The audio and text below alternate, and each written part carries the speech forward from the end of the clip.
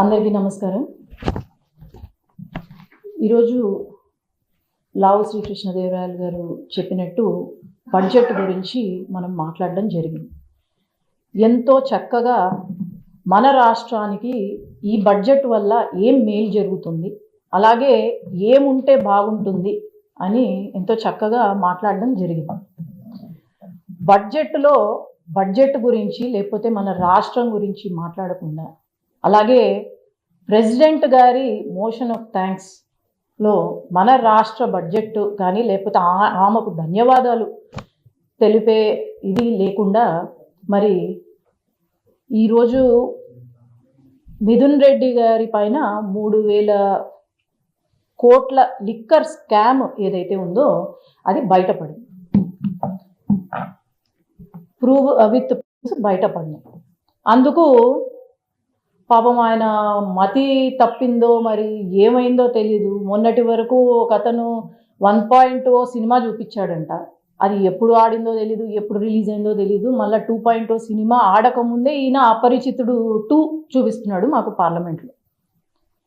ఈరోజు ఒక మాట మాట్లాడే ముందు ఒక పార్లమెంట్ సభ్యులుగా ఎంతో ఫ్యాక్ట్స్ చెక్ చేసుకొని మనం మాట్లాడే ప్రతి దానికి విత్ ప్రూఫ్ అది కరెక్టా కాదా అనేది చూసుకొని మాట్లాడాలి.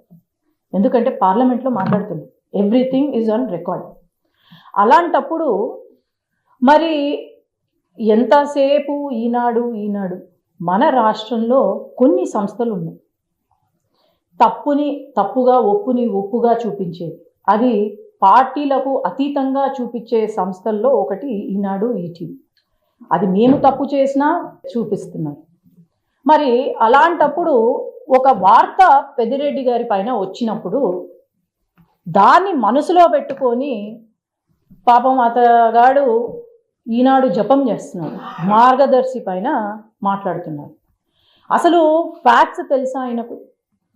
మార్గదర్శి దాదాపు 90% ఏవైతే ఉన్నాయో అవి చెల్లించేశారు. అట్లాగే 1% ఎవరికైతే ఇవ్వాలనుకుంటున్నారో అది ఎస్రో ఫండ్లో ఉంది. హైకోర్టు, సుప్రీంకోర్టుకు కూడా వీళ్ళు వెళ్తే అక్కడ ఏకీభవించారు. కోర్టులు అలాగే వాళ్ళు ఫైల్ చేసిన వాళ్ళు కూడా ఏకీభవించారు. ఇది తెలియనట్టుంది ఆయనకు. అట్లాగే మరి వీళ్ళు చేయని దారుణాలు లేవు, వీళ్ళు చేయని మోసాలు లేవు, అసలు దోచుకున్న రంగం లేదు. అలాంటిది ఇలాంటి వాళ్ళు రాష్ట్ర అభివృద్ధి గురించి లేకపోతే మా గురించి లేకపోతే సీఎం గారి గురించి మాట్లాడడము చాలా తప్పు. మొన్న అటవీ శాఖ భూములు ఏవైతే ఉన్నాయో దాదాపు 100 ఎకరాలు కబ్జా చేసి అక్కడ ప్యాలెస్లు కట్టి నిర్మించి ఫెన్సులు వేసి మళ్ళీ ప్రభుత్వ డబ్బులతో విద్యుత్ రోడ్లు కట్టించుకున్నారు. అది తప్పు అని చెప్పాను. అట్లాగే పీలేరులో కానీ పుంగనూరులో కానీ 100 ఎకరాలు కబ్జా చేశారు, విత్ ప్రూఫ్స్ అన్నీ ఉన్నాయి. ఆనాడు రైతులకు మేము రిజర్వాయర్ కడతామని చెప్పి 1 రూపాయి కూడా వాళ్లకు చెల్లించకుండా, నష్టపరిహారం ఇవ్వకుండా దాదాపు 300 కోట్లు రైతుల నుంచి తీసుకొచ్చి ఆ రైతులను మోసం చేసి మళ్ళా సొంత పిఎల్ఆర్ సంస్థ, వాళ్ళ సొంత సంస్థ పిఎల్ఆర్ సంస్థకు ఇచ్చి రిజర్వాయర్ నిర్మించారు. వాళ్లకు 100 కోట్ల ఫైన్ కూడా వచ్చింది, మీరు గమనించుకోవాలి. అట్లాగే మా రాయలసీమలో పాపము చాలా నష్టపోయిన రైతులము చాలామంది ఉన్నాం. పాడి రైతులు ఏదో పాపం 4 గోవులు, ఆవులను, గేదెలను పెట్టుకొని బ్రతుకుతారు. అట్లాంటిది మనం అందరం గమనించాం. 5 సంవత్సరాల కాలంలో వీళ్ళు అడ్వాన్సులు ఇచ్చి ఎప్పటికప్పుడు రాత్రి పాపం వాళ్లకు డబ్బులు తగ్గించి 1 రూపాయి 2 రూపాయలు లీటర్కి తగ్గించి వాళ్ళని మోసం చేశారు. అట్లా మాడి రైతులను కూడా 100 కోట్లు కమిషన్లు తీసుకున్నారు వాళ్ళ దగ్గర నుంచి.